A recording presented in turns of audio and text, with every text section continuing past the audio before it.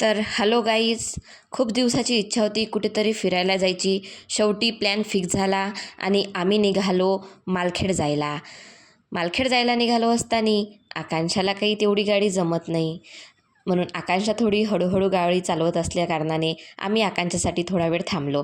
जशी आकांक्षा पुढे जायला निघाली तशी आम्ही आकांक्षाच्या गाडीमागे हळूहळू गाडी घेऊन निघालो मालखेड जायला निघालो असताना रस्ता काही तेवढा काही खराब नाही, पण आम्हाला वाटलं रस्ता खराब असेल, आपण कसं जायचं, म्हणून आम्हाला आधी प्रश्न पडला.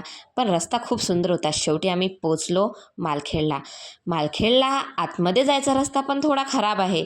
खराब म्हणजे जरा जास्तच खराब आहे. पण काय तरी आम्ही हळूहळू गाड्या घेऊन पुढे निघालो. आकांक्षाचा विचार जास्त येत होता, कारण की आकांक्षाला गाडी अशा रस्त्याने तर अजिबात चालवता येत नाही. सरळ रस्ता होता तोपर्यंत तिने गाडी व्यवस्थित चालली, नंतर तिने गाडी थोडी स्लो केली. पण तरी कसंही असो, शेवटी आम्ही पोहोचलो मालखेडला एंट्री केल्यानंतर तिथे आहे एंट्री करायची 60-60 रुपये तिकीट. आम्ही तिकीट काढून घेतल्यानंतर आम्ही गेलो थेट गार्डनच्या अंदर गेल्यानंतर लोकेशन पाहून मन खूप प्रसन्न झालं. लोकेशन पाहिल्यानंतर तर खूप आनंद वाटला, पण आम्हाला लागली होती खूप जोरदार भूक, म्हणून आम्ही विचार केला की आधी करून घ्यायचं जेवण. म्हणून आम्ही बसलो सगळेजण जेवण करायला. सगळ्यांनी वेगवेगळे टिफिन आणले होते. सगळ्यांच्या टिफिनमध्ये वेगवेगळे पदार्थ होते. माझ्या बहिणीला वाटलं का मलाच व्हिडिओ घेतला नाही, म्हणून मग तिने स्वतःला पहिले व्हिडिओमध्ये घेतलं की मी दिसली पाहिजे म्हटलं. आणि झुले असले, मुलं काही एका जागेवर थांबले नाही.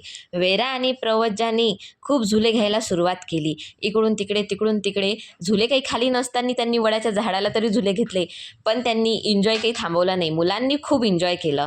मग आम्ही निघालो लोकेशन बघायला. मग आम्ही तिथलं लोकेशन तर तसं खूप सुंदर आहे. फोटो काढायला खूप वेगवेगळ्या ठिकाणी मस्त हे दिलेलं आहे. आम्ही तर व्हिडिओ काढले, फोटो काढले. तुम्ही पण एकदा नक्की जा. गार्डन तसं खूप सुंदर आहे. मग आकांक्षाने मला वाटलं की सगळे झुले घेत आहे, आपणही घेऊन घेऊ. मग आम्ही दोघींनी पण मस्त झुले घेतले. पायलसाठी काही झुला रिकामा नव्हता, म्हणून तिने आमचे फक्त व्हिडिओ काढून दिले. मग नंतर आम्ही निघालो अजून गार्डन फिरायला जात असताना आम्हाला वाटलं एवढ्या दूर गार्डनमध्ये आलो आणि बोटिंगमध्ये नाही बसलो असं तर होऊ शकत नाही, म्हणून आम्ही मोटर बोटमध्ये बसलो. बोटमध्ये बसण्यासाठी आम्ही कॉस्ट्यूम वगैरे घालून बसायला गेलो. आधी तर थोडी भीती वाटायला लागली, पण नंतर हिम्मत करून शेवटी बोटमध्ये आम्ही बसलोच. बोट जशी सुरू व्हायला लागली इतकं सुंदर फील व्हायला लागलं आणि इतकं सुंदर वाटलं त्या पाण्यामध्ये की खूप मजा आली. जेव्हा ते पाण्याचे शहारे अंगावर उडत होते तेव्हा तर खूपच सुंदर वाटत होतं. गार्डन मस्त आहे, तुम्ही पण भेट द्या. आणि आम्ही आता गार्डन फिरल्यानंतर निघालो घरी जायला. तर आजचा ब्लॉग खतम.